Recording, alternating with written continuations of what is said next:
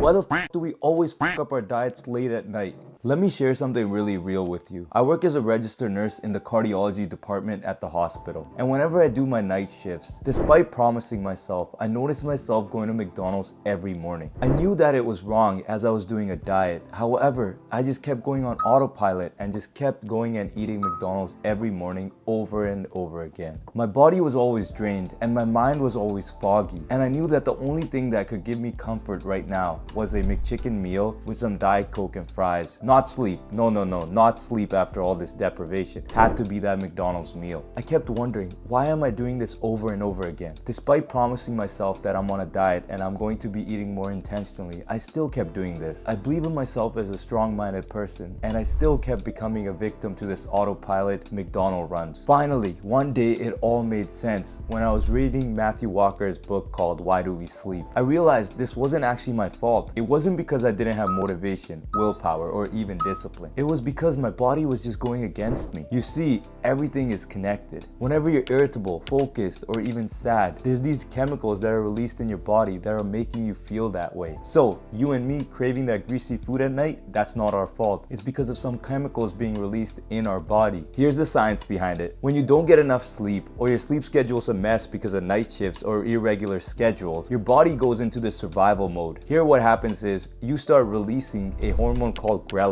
This is your hunger hormone, and this is screaming at your brain that you need to eat. Feed me now. At the same time, this other hormone called leptin actually drops. That's actually the hormone that tells your brain that you've had enough food and you don't need to eat anymore. So as the result, you can see ghrelin goes up, so you're hungrier, and then leptin goes down and you're never satisfied, so you eat more and you continue eating without being satisfied. So that's your irregular sleep and your hunger hormones. Now let's talk about something else, your tired brain and your bad decisions. Let's actually piggyback on the hunger hormones and make things even worse. Your tired brain becomes extra sensitive to rewards such as junk food. The part of your brain that's responsible for smart decisions and is usually the control center, the prefrontal cortex, becomes sluggish when you're tired. Meanwhile, your amygdala, which controls emotions and cravings, goes into this overdrive mode. That's why at 2 a.m. McDonald's feels like the best thing ever, and a salad feels like a punishment. It's not just your cravings, it's your brain chemistry just being all over the place. So you might be thinking, why is Mother Nature doing this to us? You see, fatty and sugary foods are actually calorie dense. So your exhausted body sees them as the fastest way to actually refuel. So if you've had a long day, been on a calorie deficit, or you're simply just drained, your body actually starts pushing you towards these quick energy foods. Mother Nature isn't trying to sabotage you, it's trying to keep your body alive and functioning at a high level. On top of these hormones, there's actually a comfort factor as well. So we talked about hormones and evolution. Now let's actually just talk about the comfort factor of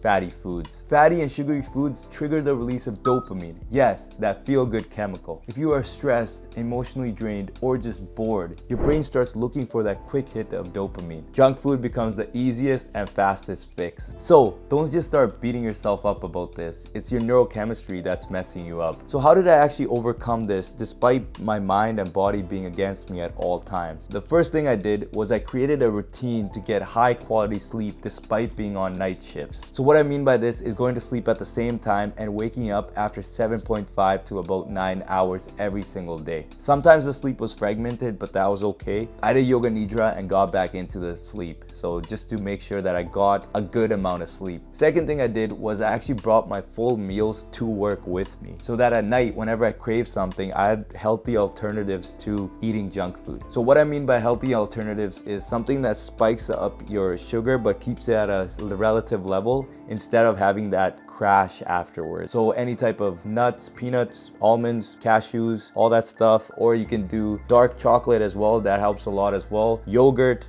fruit, all these things are very beneficial in that sense. When that craving actually hits, these will keep you going without having that crash or that temptation to just go and eat that garbage food. Third thing I did was I actually started sharing my car with my fiance. So right after work, I would just have to drive straight home. I didn't have time to go on a McDonald's run just because she needed a car right for school at 8:30. So as I finished at 7:45, I got out, went straight home, gave her the car, and she went to school. So that way it prevented me from going to those McDonald's runs. And once I was home, I'm already in the comfort of my bedroom and I'm ready to go to sleep instead of go outside and add an extra strap just to get some McDonald's. And the fourth and last thing I did was actually started working out during my night shifts. This got me back into that pumped phase and that alert and focused phase without feeling hungry and sluggish at night. And I'll just add another thing here. Just cut yourself some slack.